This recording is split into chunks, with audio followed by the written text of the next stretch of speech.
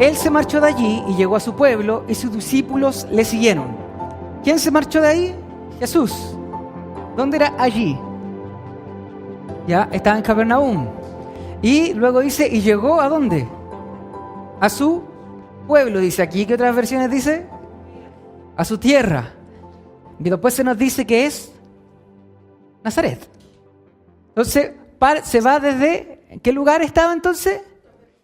Capernaum, dependiendo de la versión. Se marcha de ahí y llega a su pueblo Nazaret. Y sus discípulos le siguieron. O sea, Jesús iba con sus discípulos. Tanto Capernaum como Nazaret están en Galilea. Por ejemplo, está Capernaum. Cerca de Capernaum está Corazín. Genazaret, para los que han escuchado, está Betsaida. Porque el ministerio pasó aquí en este lado, en los alrededores del mar de Galilea. Pero Jesús era de Nazaret. Luego el 2 dice, Él se marchó de allí y llegó a su pueblo y sus discípulos le siguieron. Y después dice, cuando llegó el día de ¿qué cosa? De reposo comenzó ¿a qué? A enseñar en la sinagoga. ¿Qué es el día de reposo? ¿O qué significaba el día de reposo? Ya, séptimo día, ¿por qué? Bueno, es uno de los mandamientos. De los 10 mandamientos, ¿qué número es? El cuarto mandamiento. Ya que dice que guardará el día de reposo para santificarlo. Entonces vemos que Jesús, como buen judío, guardaba ese día. Pero no solamente guardaba el día, sino que además él iba a la sinagoga. ¿Qué era la sinagoga? Ya. El templo, hermano, era uno solo. Un solo templo donde se iban a ofrecer los sacrificios, donde se iban a entregar las ofrendas. Solamente allá se hacía sacrificio y ofrenda en el templo. La sinagoga, en cambio, ahora usted imagínese esto. Usted está en el templo, ahí es el lugar de sacrificio, el lugar de adoración, es el lugar de ellos. Pero usted vive en Nazaret, o usted vive en Betania, o usted vive en alrededores, que son días caminando para llegar al templo. Entonces, ¿qué pasa? Comienzan a formar pequeñas comunidades, como pequeñas capillas, por decirlo así. En la sinagoga no se hacían sacrificios, no se hacían holocaustos, no se hacía nada. Esos lugares eran lugares de meditación, de oración, eran lugares donde se estudiaba la palabra, donde se compartía la palabra. Inclusive servía de alojamiento para maestros, para rabí, y acostumbraban a juntarse en el día de reposo. Bueno, ¿y qué estaba haciendo este día? Enseñaba, una vez más lo vemos. Entonces, una de las cosas que debemos seguir entendiendo es que cuando nosotros analizamos a Jesús a través del Evangelio de Marcos para conocer quién es Jesús, también es para que nosotros mismos sepamos quién es Jesús, obviamente. Pero también porque ¿cuántas veces no hemos dicho, no hemos cantado, Señor, quiero ser más como tú? ¿Cuántas veces la Biblia nos dice que nosotros hemos sido llamados para ser como Cristo? Entonces, ¿qué significa parecerse a Jesús? Es todo esto que hemos visto. Que Jesús era cercano a los marginados. Tenía amor y misericordia, que tenía amor por la palabra, que era una persona que oraba, que tenía obediencia al Padre y así todas las cosas que hemos visto. Eso es lo que nosotros debemos ser. Entonces dice, Él se marchó de allí y llegó a su pueblo y sus discípulos le siguieron. Cuando llegó el día de reposo comenzó a enseñar en la sinagoga y muchos que le escuchaban se asombraban diciendo, ¿dónde obtuvo tales cosas? ¿Y cuál es esta sabiduría que le ha sido dada? ¿Y estos milagros que hace con sus manos? ¿No es este el carpintero, el hijo de María y hermano de Jacobo, José, Judas y Simón? ¿No están sus hermanas aquí con nosotros? Y se escandalizaban a causa de él. O sea, Jesús comenzó a enseñar en la sinagoga. ¿Y cuál fue la reacción que tuvo la gente? Asombro, dice. Y se decían... Y aquí tenemos 3 preguntas, ¿cierto? 1, ¿dónde obtuvo tales cosas? ¿Y cuál es esta sabiduría que le ha sido dada? ¿Y estos milagros que hace con sus manos? O sea, primero, antes de la pregunta, veamos qué es lo que ellos reconocían. ¿Qué reconocían que hacía Jesús? Que tenía una enseñanza y que tenía sabiduría. ¿Y qué más? Y que hacía milagros. O sea, podían primero reconocer de que la enseñanza que estaba entregando era una enseñanza que tenía sabiduría, que no sabían de dónde la había obtenido. Esa era su pregunta, ¿de dónde viene esto? Y de dónde también viene el poder para hacer estos milagros. ¿De dónde saca tales cosas? Se preguntan los que están aquí. No llegan a la conclusión de los anteriores que decían, por Belcebú hace esto. Dice, ¿de dónde obtuvo tales cosas? ¿De dónde sacó esta sabiduría? ¿De dónde sacó el poder para hacer estos milagros? Y luego siguen. ¿No es este el carpintero? El hijo de María y hermano de Jacobo, José, Judas y Simón. Estos lo conocían. Entonces lo primero que podemos aquí ver es que a través de las palabras de estos pobladores de Nazaret, que habían crecido junto con Jesucristo, que lo habían visto crecer, es que Jesús era ¿qué cosa? Carpintero. Esa era su labor, era un carpintero. ¿Ya? La palabra original es tecnón, y que también tiene que ver con trabajo con madera, trabajo con piedra. Probablemente ahí en su lugar natal fabricaba banquitos, partes para casa, algunos insumos para la vivienda.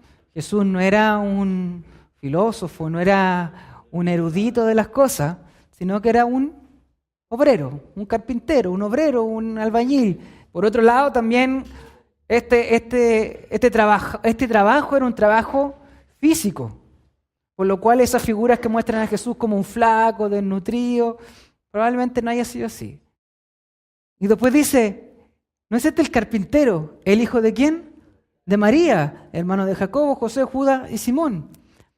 Ya, esto es interesante que se le nombre como el hijo de María. ¿Por qué? Porque si usted ve todos los relatos bíblicos, la mayoría de las veces cuando se habla de alguien en una genealogía es hijo de el hombre. La mujer no se toma en cuenta. Entonces, hay tres respuestas que pueden ser posibles para esto. ¿Por qué hablan acerca del hijo de María y no hablan acerca del hijo de José? ¿Por qué no se menciona aquí siquiera a José? La primera es de que estas personas en Nazaret hayan sido malintencional decir esto. ¿No este es el hijo de María? No de José, porque sabemos que no fue de José. Debe haber sido de María con algún otro. Debe haber sido de María con algún romano. Para denostarlo aún más, ¿no es este el carpintero, el hijo de María? Es decir, el que es hijo de María.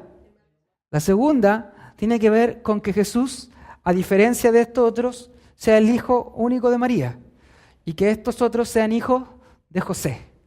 Como que José haya tenido un matrimonio anterior con hijos, se haya juntado con María, entonces era como para hacer la diferencia. Es como cuando usted en el Antiguo Testamento se ve que el hijo de Abraham, pero se nombra, por ejemplo, que es de Sara o de Agar. Para hacer la diferencia que si bien es de Abraham, pero se nombra Sara porque ella era la madre. Entonces de María, ¿por qué? Porque en realidad estos otros hijos no eran por parte de María, sino que era el hijo de María. Y la tercera tiene que ver con lo que decía el hermano Hernán, que a este tiempo José haya estado muerto. No es claro el relato para que uno diga, no, María tuvo más hijos y estos eran los hijos, pero sí es claro que Jesús tuvo hermanos. ¿Cómo se llamaban sus hermanos? Jacob, José, Judas y Simón. ¿Me parece algo relevante los nombres, no? Bueno, en Gálatas se habla del hermano del Señor Jesús, se llamaba Jacob, quien luego toma una parte importante dentro de la iglesia y que es probablemente el que escribió nuestra epístola Santiago, San Jacob, Santiago, San Jacobo. ¿Ya? José, tomando el nombre del padre. Bueno, Jacobo, ¿quién era Jacob en el Antiguo Testamento? Que pelea con un ángel y le cambian su nombre a Israel, por lo cual vendría siendo el padre, el patriarca. En Jacob, José, Judas, Simón, están aquí hombres del Antiguo Testamento. José, está Jacob y están los líderes macabeos. ¿Ya? Por lo cual había ahí una fuerte inclinación en los padres con respecto al Antiguo Testamento y con respecto a esta esperanza mesiánica de que viniera Dios a salvarlo y a rescatarlo, como había pasado en algún momento con los macabeos. Por eso se llamaban Judas, no necesariamente el Judas Iscariote, es otro. ¿Ya? Pero el nombre Judas era sumamente popular en ese tiempo. Recordemos cuáles eran los nombres que más se repetían entre los apóstoles: Jacob y Judas. Ya teníamos dos Jacob y tenemos dos Judas. Entonces era un nombre común en esa época. Tenemos a dos Simón, Simón Pedro y Simón Celote. Ya José no tenemos ninguno. ¿No está su hermana aquí con nosotros? Es decir, usted se cree como alguien importante, pero aquí está su hermana. Paréntesis, también tenía hermana, que como ahora sí normalmente no se nombraban. Las mujeres no se nombraban. Usted sabe que Adán y Eva tuvieron a Caín y Abel y tuvieron a Set y muchas hijas. Así están nombradas, muchas hijas. ¿No está su hermana aquí con nosotros? Entonces, ¿cómo alguien tan común y corriente, cómo alguien tan normal, que lo vimos crecer, cómo puede hacer lo que está haciendo? Que era un carpintero, que es el hijo de María, que está su hermana aquí con nosotros, que tiene estos hermanos.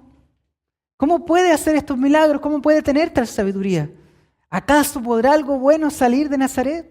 Imagínense, hermano. ¿Qué pasaría a ustedes si el día de hoy alguien viene aquí y les dice que es el Mesías? ¿Qué esperarían ustedes? ¿Esperarían un cabro de mi edad? ¿Acaso pensarían que vendría a ser un carpintero? ¿O ustedes esperarían a un hombre hecho y derecho, un rey? Hermano, en los tiempos de Jesús, las presentaciones eran así. Yo soy hijo de tal, de tal, de tal, de tal, de tal, descendencia de tal sacerdocio, de tal sacerdote, tengo tal y tal cosa. Hoy día, en nuestra época, nos encanta el concepto del humilde que sale. Por ejemplo, si se va a tirar alguien a presidente, a todos les gusta que fuera uno que es un pobre y que se desprendió de la pobreza, logró surgir y ahora va a ser presidente. Nos gusta eso porque tenemos en nuestra mente esta idea cristiana. No nos gusta el candidato que diga, no, él nació en cuna de oro, nunca ha bajado de Providencia para abajo. No, eso no nos llama la atención. Bueno, pero en esos tiempos era todo lo contrario.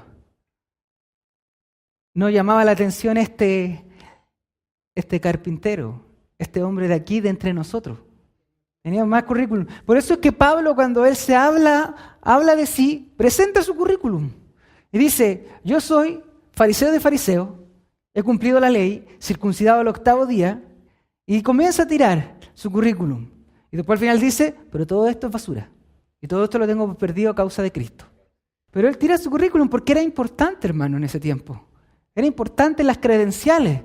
Bueno, Jesús no tenía ninguna credencial. Jesús no tenía credenciales. No había estudiado con ningún rabí importante.